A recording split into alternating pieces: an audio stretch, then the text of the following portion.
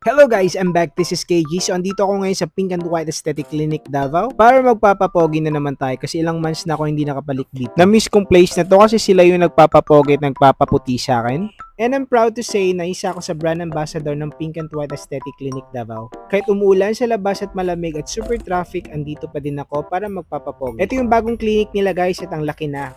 So, diretso na ako dito sa bed number 1 at hindi ko alam kung anong gagawin sa mukha ko. But I'm pretty sure by the hands of Miss Bianca, the CEO, pupogi talaga ako after. Ito yung mga trending na mga services nila guys for only 999. Pipili ka lang dyan kung saan ang gusto mo papagawa. And si Miss Bianca talaga yung nag-hands-on sa face ko ngayon. Ito, nilagyan niya na ako ng topical anesthesia para hindi masakit yung vampire facial natin, tsaka yung botox, tsaka yung fillers. Ayan, de-extracted the blood na sa akin kasi gagawin nilang plasma through the centrifuge and 20cc yung kinuha sa akin kasi i-bring house ko yung iba. Maganda kasi yung resulta ng vampire facial guys pag nilalagyan mo parati ng plasma kahit nasa bahay ka na. Ang bilis kasi gumaling pag may baon ako na plasma.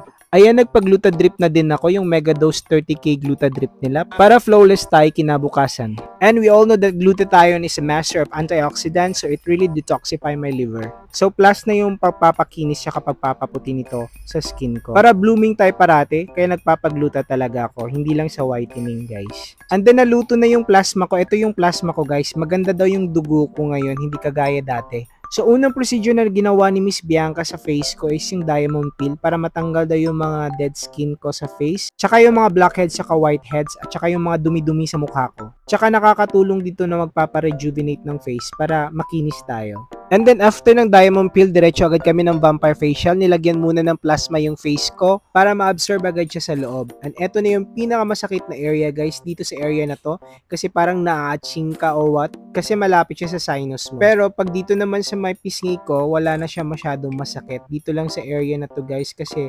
kiliti na masakit siya. Ewan ko pero sabi ng iba masakit daw. Pero para sa akin, sanay na ako sa sakit guys. Huy! Yung iniwan ako ng ex ko dati. Huy! Mas masakit yun kaysa dito. Huy! Eto na, as you can see, dugo-dugo na yung face ko guys, pero tiis lang.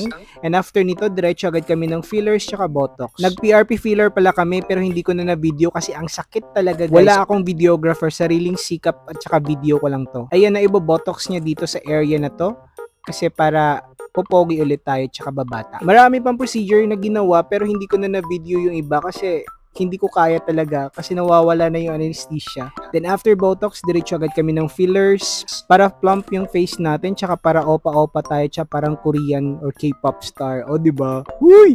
Medyo masakit na siya sa mga part na yan guys kaya hindi ko na talaga na video yung iba. So, paumanhin na lang kasi ang sakit talaga, ang daming mga tusok-tusok sa mukha ko.